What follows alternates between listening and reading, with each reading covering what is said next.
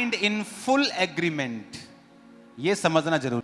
कहता अपने दिमाग में फुल एग्रीमेंट के साथ पूरा मन बना के। और आपकी प्रार्थना कैसे होती है? 10 मिनट प्रार्थना की, फोन पे घंटी बजे, टुंग, व्हाट्सएप आया, व्हाट्सएप आया, व्हाट्सएप आया। हाँ हाँ आना मैं प्रे करके आना। फुल एग्रीमेंट है ही नहीं। टीवी लगा हुआ है, फोन बज रहा है, ना दूसरों को अकल है, वो बाहर से दरवाजा नॉक कर रहे, ठक ठक ठक ठक। मैंने अपने घर में, जब मैं मैरिड नहीं था, मैंने अपने दरवाजे के बाहर लगाया और अपने बेडरूम के बाहर, खटखटाना मना है। कोई मेरे दरवाजे को खटखटा नहीं सकता any time of the day. ऐसे ठक ठक तुम नहीं कर सकते। तुम्हें मुझे मिलना है, तुम टीम मेंबर हो, मेरी फैमिली भी, मुझे मैसेज करो। आप ऐसा कुछ लोग नहीं कर पाएंगे, क्योंकि मैं एक असाइनमेंट के नीचे था, मुझे बड़ा काम करना था। कलीसिया बड़ी थी, लाखों लोग थे उस समय भी, तो मुझे संभालने थे। मैं प्रेयर में डिस्टर्ब रहूंगा तो आपको क्या सिखाऊंगा? तो मेरे बेडरूम के बाहर लिखा रहता था, खटखटाना मना है। आज जहां मेरा प्रेयर रूम है, वहां के लॉक इतने दरवाजे पड़ते हैं, तो ना ही कोई खटखटाता। उनको मालूम है, पैटर्न बन गया है कि खटखटा नहीं सकते आप हमारे दरवाजों के बाहर। अगर आपको मिलना है, कोई बात करनी है, आप फोन पे मैसेज लीव कर दीजिए। अगर मैं प्रेयर में नहीं हूं तो मैं देख लूंगा, अगर मैं प्रेयर में हूं तो मैं मैसेज नहीं देखूंगा। कितने मेरी बात को समझ रहे हैं?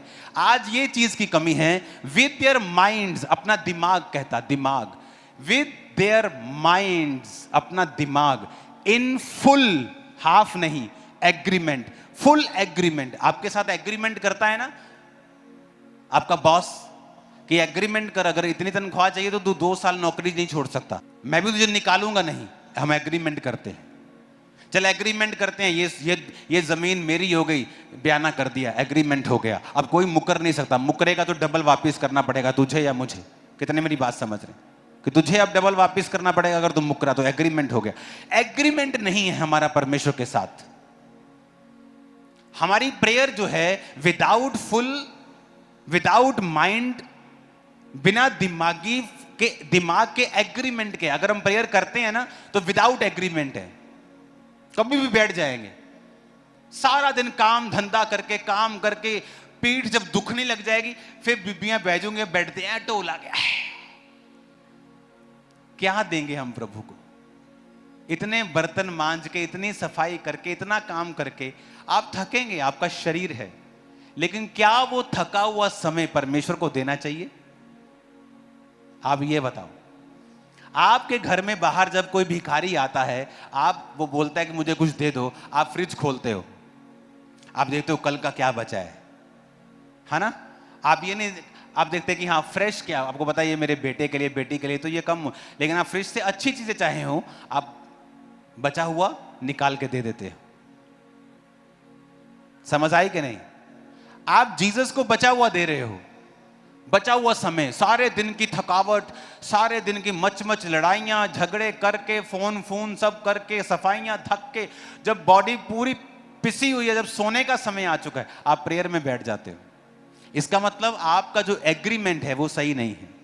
लिखा with their minds in full agreement. आप चले जाओगे ना पहाड़ों पे, मॉन्क्स मिलते हैं जो बौद्ध धर्म के, दूसरे डिवोटेड, शादी नहीं करनी, डिवोटेड, एक स्पेशल टाइप का खाना ही खाना है, ये नहीं करना, वो नहीं करना, ये नहीं कर सकते। डिवोटेड देमसेल्फ, अपने आप को समर्पण के साथ उन्होंने रखा हुआ है। स्टेडफास्टली टू प्रेयर, किसके लिए? प्रेयर के लिए। अब मैं कलीसिया से पूछना चाहता हूं, जो ये कहते हैं कि हमारे जीवन में परमेश्वर काम करे, मेरा घुटना दर्द कर रहा है, मेरी फैमिली में कोई नशा करता है, वो नशा ही करी जा रहा है, 2 साल से 3 साल से माता तंग है तो तंग ही है। क्यों ऐसा हो रहा है? क्योंकि ये लाइन की कमी है कि with their minds in full agreement, पूरे एग्रीमेंट के साथ डिवोट किया है अपने आप को। स्टेडफास्टली टू प्रेयर, कि पूरे दिमाग में एग्रीमेंट के साथ पूरी प्रेयर में हमने अपने आप को खोप दिया है, दे दिया है, खुबा दिया है, डुबा दिया है, अपने आप को पूरा परमेश्वर के प्रार्थना में दे दिया है। क्या है ऐसी प्रेयर आपकी? अगर नहीं है तो कर लो।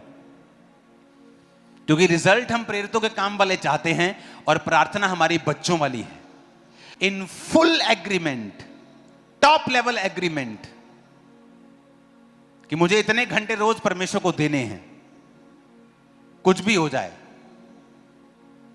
एक जिम वाले को भी पता है मैं रोज या इतने घंटे नहीं दूंगा तो मेरी बॉडी शॉडी नहीं बनेगी, फिट में रह सकता हूं।